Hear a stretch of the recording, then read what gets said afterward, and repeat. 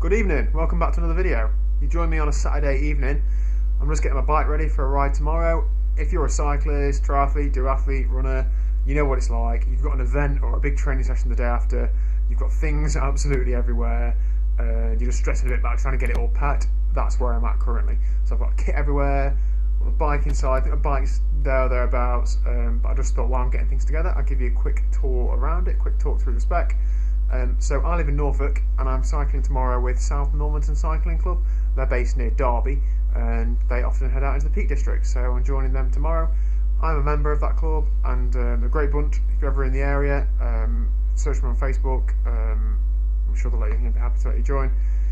Yeah, so it should be a good day. I'll give you a quick look around the bike. So just a broad overview. This is a Canyon Endurace.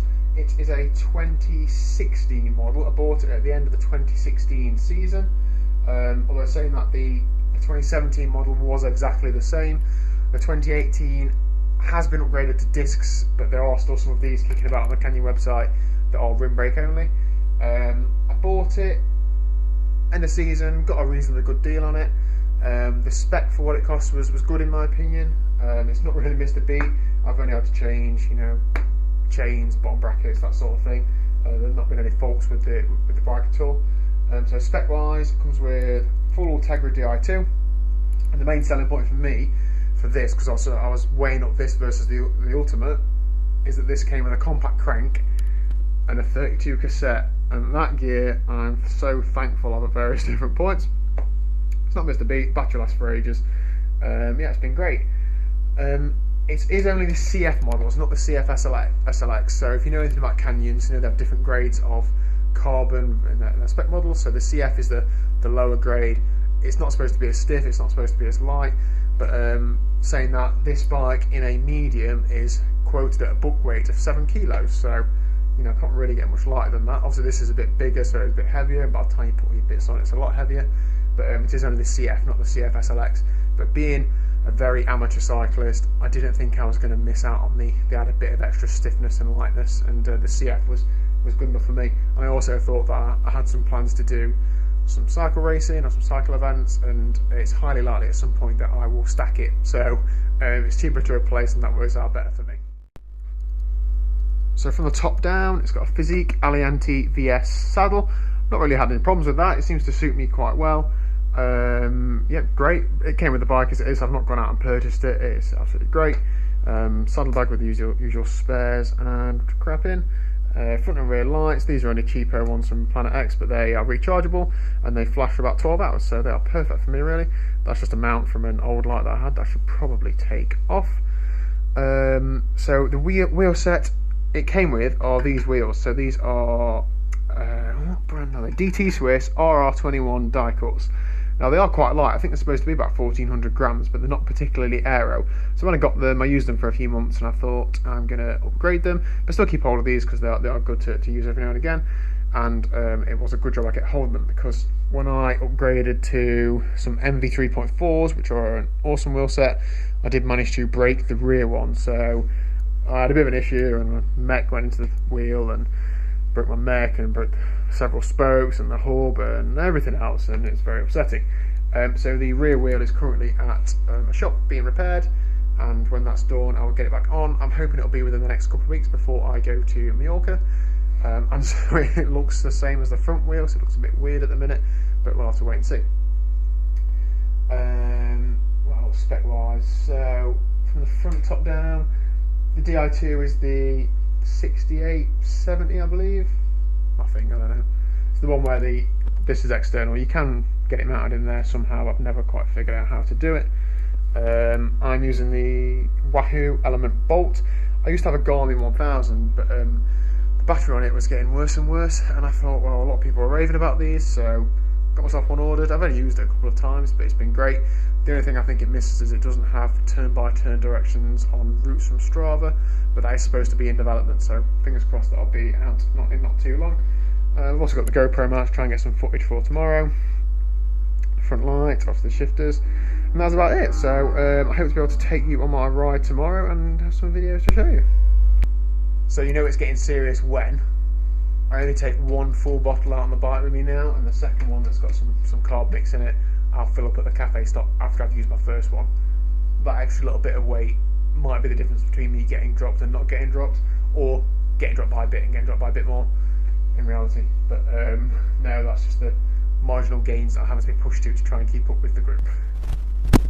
At the minute, I'm running a Stages power meter on this bike. That's the only power meter I own, and I tend to use it on the bike on the turbo because it's got a Shimano crank, and I can use it on this bike and I can use it on my time trial bike. So only buying one power meter and I can swap it between all bikes.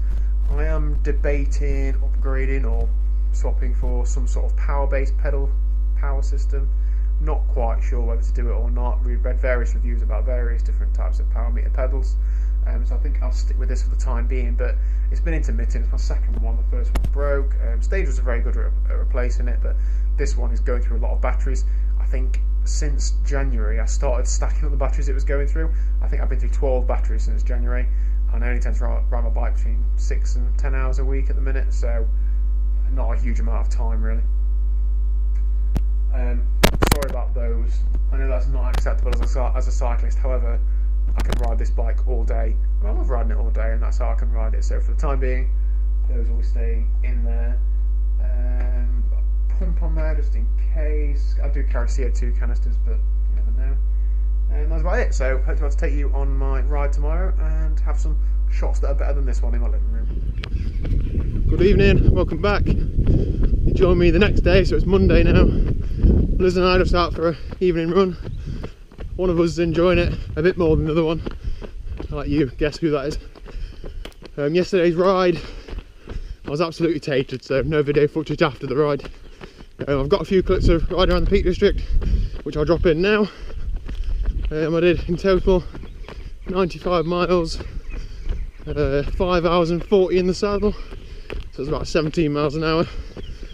Beautiful day for it. Wasn't very warm, but it was awesome. Good cafe stop, good ride. Got dropped by the group a few times, that's a bit normal, but it was a good day. I'll drop that footage in now. Enjoy. Sorry about the smear on the screen. I didn't realise that there was something on it.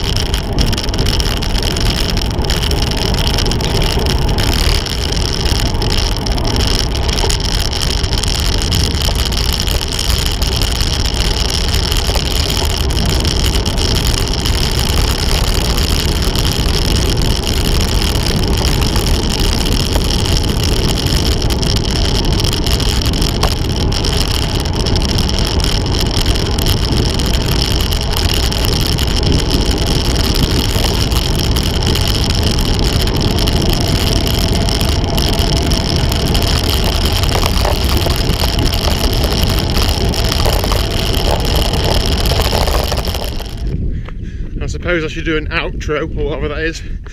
So thanks for watching. I'm going to my first ever chain gang on Wednesday night.